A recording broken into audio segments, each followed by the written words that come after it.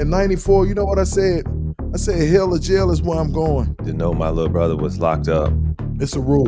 No shower shoes in the day room. 9 times out of 10, you got socks on, you slide. So you saying be combat ready? I pipe down everything, card games, all that, basketball, all that. Because guess what? That's where you get in fights at. Being your big brother, I felt hopeless that I couldn't do nothing. Prayer works. Felt guilty that I could not do more. Just to see you, prayer works. And I ain't real religious, but God put you in positions. Can't come home, be popping guns, and I'm not gonna kill you now, my son. I'm gonna sit you down and fast forward and back. Tell me how that walk was that day you was coming out. You know how they say when you walk out, don't look back? I look back. Now I gotta help my brothers because they pulled me out. I gotta respect and start pulling them out. What do you think you lost when you went to prison that you can never get back? To see all my loved ones' prayers works. All right, so you were saying about the map. Oh yeah, a mutual agreement parole plan. That's what MAP stands for. And you got to do a lot of jumping through hoops. It's a contract that you must fulfill for freedom. Wow. And remember I told you about getting a GED? I had to get that. So I went and got that. And so that's part of it. They want you to be educated before you walk up out of there. It's DOC is Department of Correction. And it's all about being corrected. You know what I'm saying? So like every day you get up, what you do? You wash your face, you brush your teeth. You might eat breakfast. Right. You go to school or you go to work. Right. You come home for lunch, eat lunch, unwind a little bit. You go back to school or work. You get off work, you come home, you unwind, you eat. Wow. Guess what? Repeat it the next day. That's all they trying to teach you. But a lot of brothers and sisters don't get it. They think just because you locked up, right, you can't further your education or you can't turn your negative into positive. And that's what I did. I turned all my negative ways of action into being positive. So okay, I had to do this. I got my GED.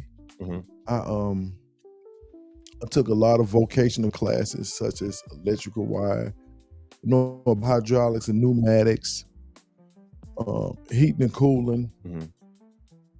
So my question was, where was that moment of hope? But I think you already answered it. I'm telling you now. Okay. By me achieving all these goals that I have to. So guess what?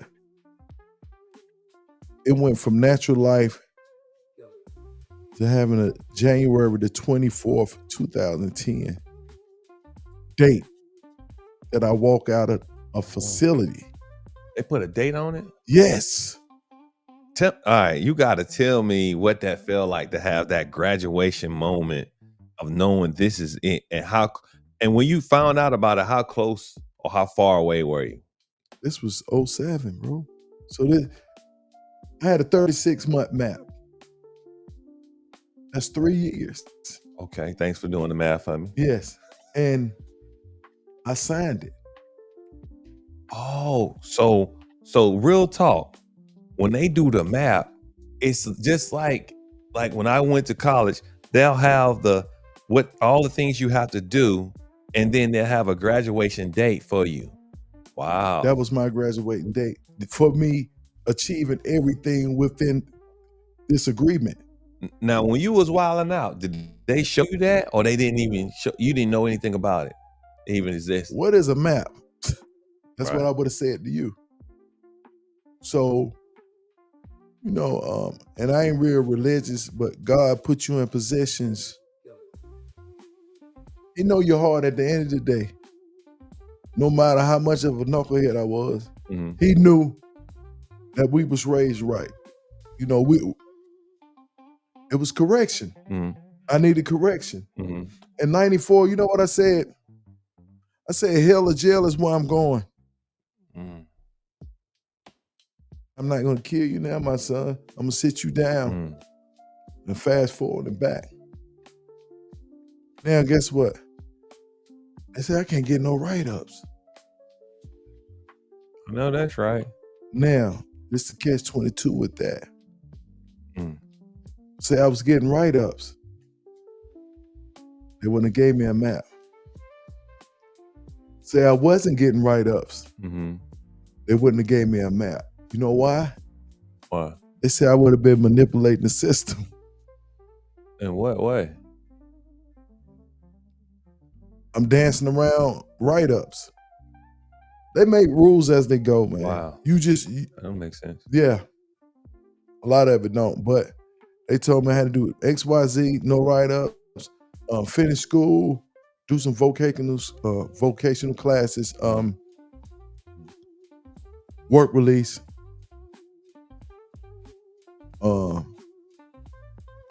VI passes, meaning getting a sponsor. Right. You know, they preparing you for society, you know, from being behind that gate. And you know, bro, when I got to Cherry Street. Right. I remember seeing you on Cherry Street. I was just standing at the gate like this.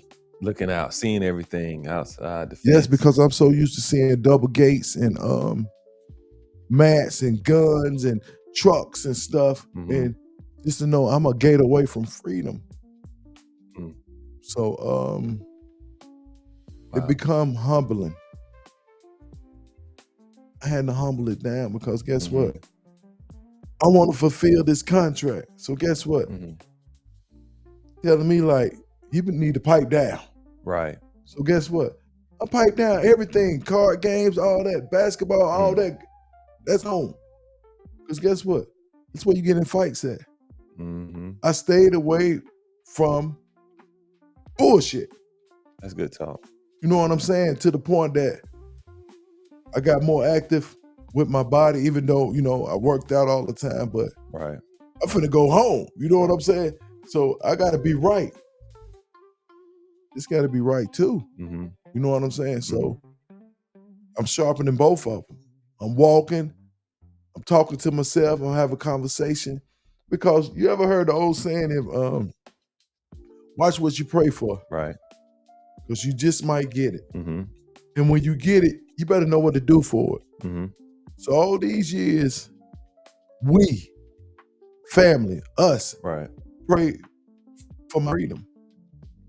Yeah, I know that's true. I did, man. I prayed for you just about every night, man. Because I felt, in truth be told, man, being your big brother, I felt hopeless that I couldn't do nothing. You know, I did the best I could, you know, to send you something. But man, to know my little brother was locked up, and then you come across people like, how your brother's doing? And, you know, felt guilty that I could not do more, keep you from that situation, man.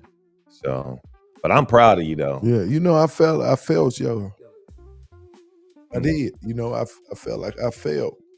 And because, like I said, we wasn't brought up like that.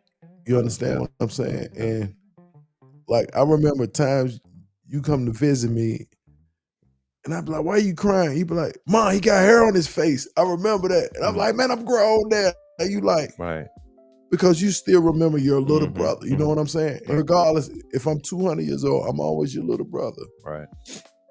But I'd like to thank you for holding me down. All praise to the Most High. For 22 and a half years. Shout out to my big bro here, real one. Know that. All right. I appreciate you. Yeah.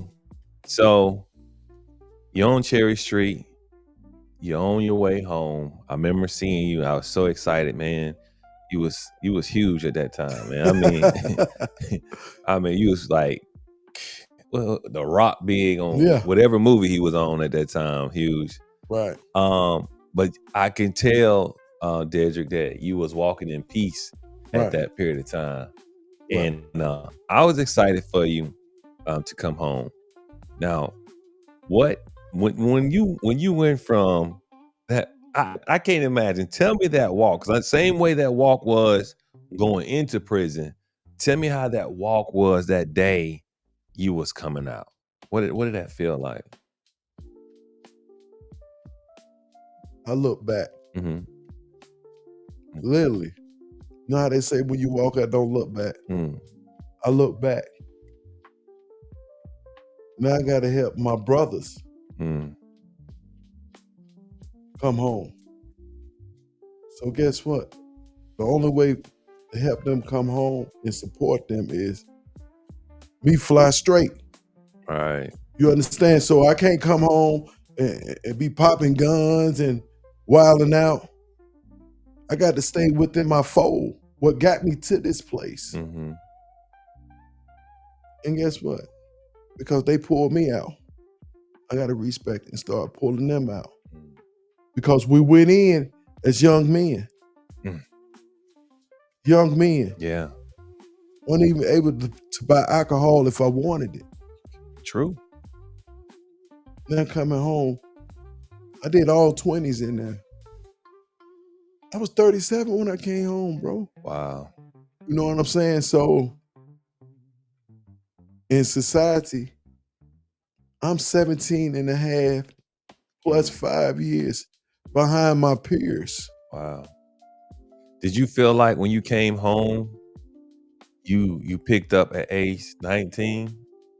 Like you went in at 19, and then when you came out, you felt like, damn, I feel like I'm 19. I just don't feel like a grown man. Yeah, no, because guess what?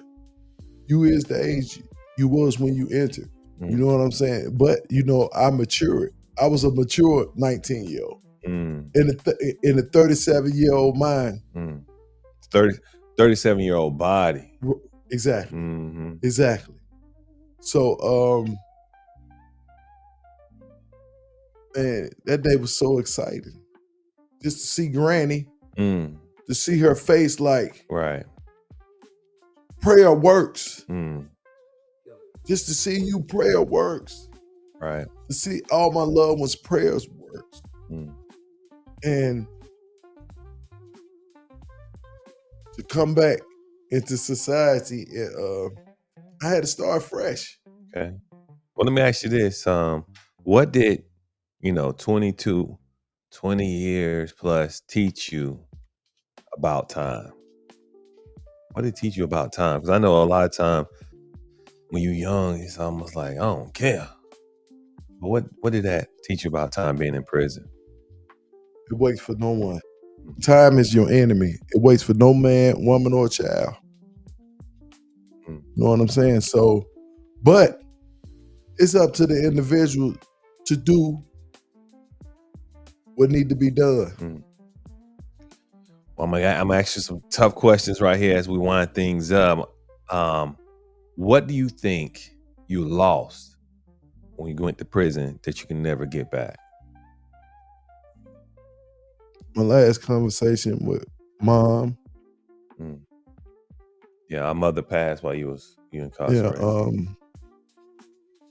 They let you come, right? no. No, they didn't. They They, didn't let you come.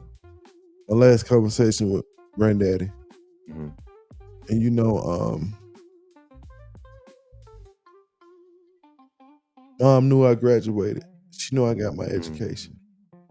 So, but to have the conversation,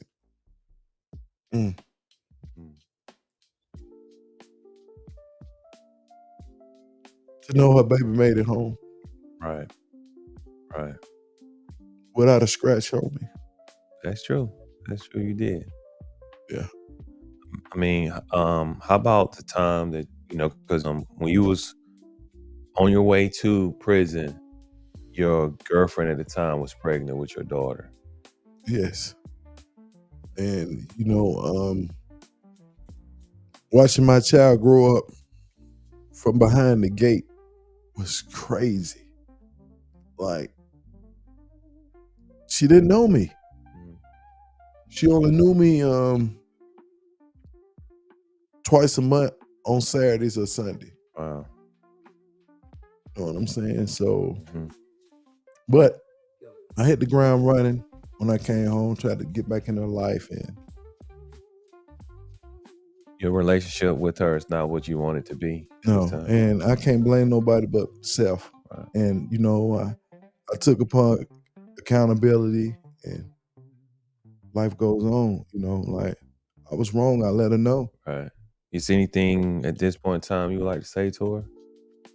I love her. Right. You know, so. Okay. Um, how I mean, because I'm you don't like unless I know you, brother, I can't tell you, hey, yeah, my brother, has this penitentiary mindset, because I don't think you wear it on your sleeve. You share certain things with me, like Vic, them slippers you wearing. I can't wear those because they remind me of being Right. locked up. No, what I meant by that, it's a rule. No shower shoes in the day room. Gotcha. But you never know when you get busy. You can't get busy in those slides. And if you kick your slides off, 9 times out of 10, you got socks on, you sliding. So if you do have slides on, be barefoot So you saying be combat ready? at all times. You know, I don't leave the yard with showers on. You know, they talk about military have PSTD, right? Mm-hmm. But incarcerated brothers and sisters have it even more because everything is up close and personal versus being 100 meters away, sniper to sniper. Everything is hand-to-hand combat in prison, up close and personal. So, you know, I still suffer from that, you know, but I'm getting better. It's a lot of things that I won't do. Right. You know, like now, if this what I'm about to ask you can never happen, but I just want you to think. If you can go back in time, right, and see your 19-year-old self, and do you think you personally could convince your 19-year-old self not to throw his life away in that split moment in time? that's a deep question, bro. Because guess what? I wouldn't change nothing. Wow. Really? Nothing. Damn.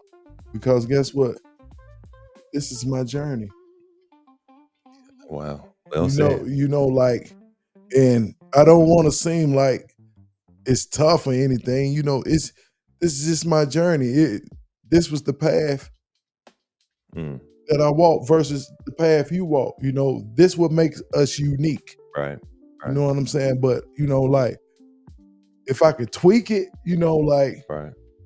of course, I want to be with my family. Of course. You know what I mean? But that road to freedom made me the man that I am today. Yeah, you know what? Life experiences, the best teacher. You got that right. Best teacher. You got that right.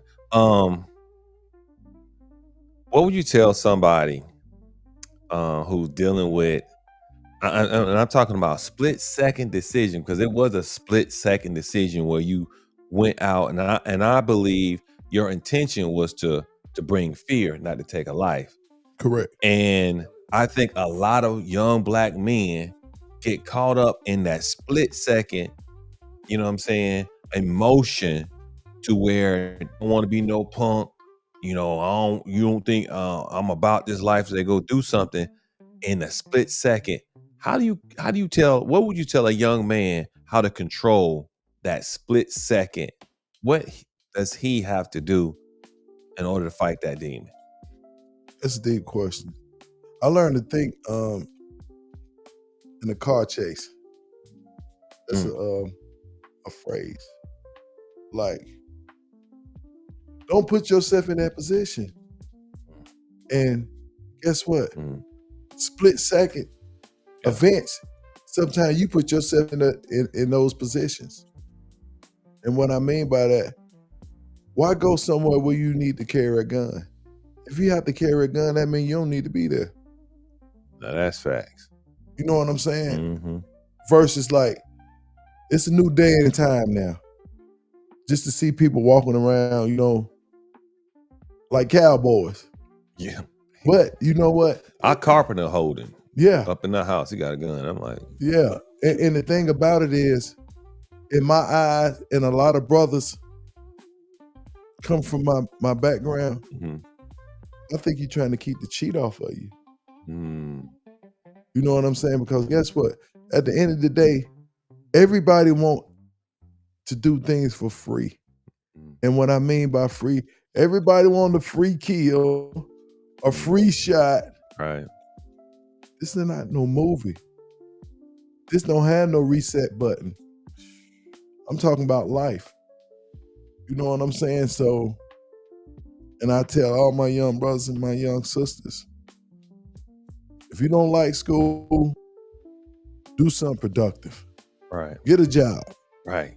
Get a job. Get a job. And all that music that you hear them boys spinning, they ain't spinning. They entertaining Mm. your thought. Mm-hmm. So learn and understand how to process what they talking about. It's only entertainment. You making it reality. They're not. Yeah, they trying to get out the game. Yeah, no, they getting out the game. That's why they talking about it, because if they was doing it, you wouldn't hear them. They has to be locked up or dead Well, some of them did get locked up. and die. And some of them did die. They Yeah. did get out the game. Yeah, Yeah. you're right. Yeah. So what was the hardest part entering back into society? What was that transition for you to where you felt like you could rebuild or felt like you're important part of your community? I rode around my city, and I seen a lot of things that we had that the youth don't have now, and that's Mm-hmm. recreation, swimming pools. We always talking about change, but we don't have nowhere for these children to go. Mm. You know what I'm saying? Of course, little Johnny don't want to be on the block with little Mike. Mm-hmm. You know what, bro? I was dealing with my brother one time, and about peer pressure, right? You remember as a kid what I wanted to be? Remember I wanted to be a milkman. Oh my God, I remember. And Yeah. this is ill. Big bad duck doing whatever he doing in the street, Mm, and I got you running with me, right. and you following my every action. Mm-hmm. But guess what? Deep down inside, I want to be a milkman. But guess what?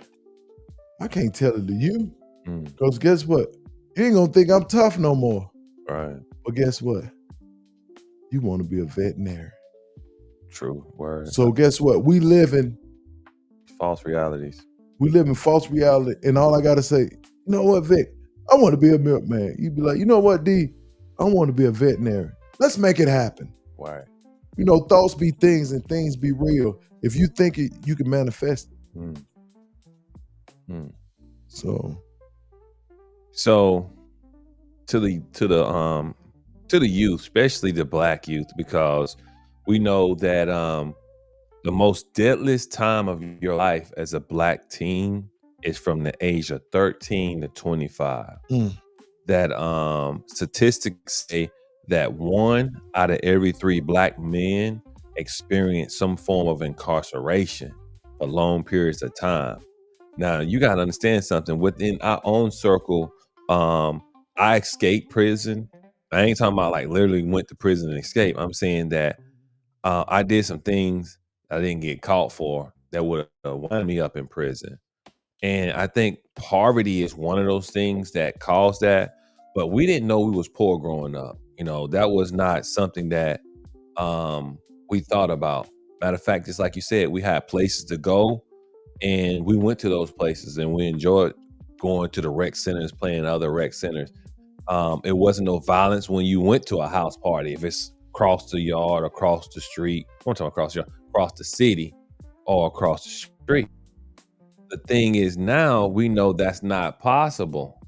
So how do you tell the youth today what to do in order to stay off these streets? So that's my question to you. What do you say? Because it's not there. That's deep. What I would say was, For the ones today. use your imagination. I can only go by what I was taught. And because I remember taking a stick with a small branch on the side and it became a motorcycle. Okay. Being creative, what I'm saying, versus this technology world. And I would say is, it's okay to be yourself. You know what I'm saying? Because guess what?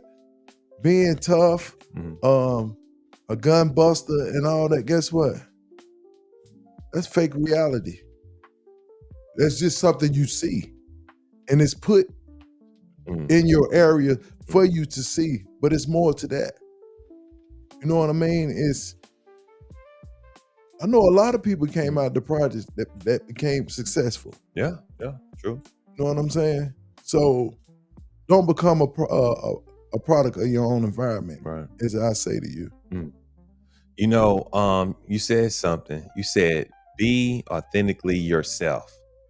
That is something that should be done, because I do believe we imitate the negativity of life. But negativity is exciting. How many people want to see a train wreck? Everybody's hand should go up. Everybody see the train and it wrecks, and we like, wow. We disregard all the people who died on it. Yeah. The destruction that it's causing. As long as I'm satisfied, getting my fix, and I'm not on the train. It's selfish. Yeah. And so just to land back on what you just saying, I think that we have to do what we're doing right here, right now. That men have to take accountability of their actions.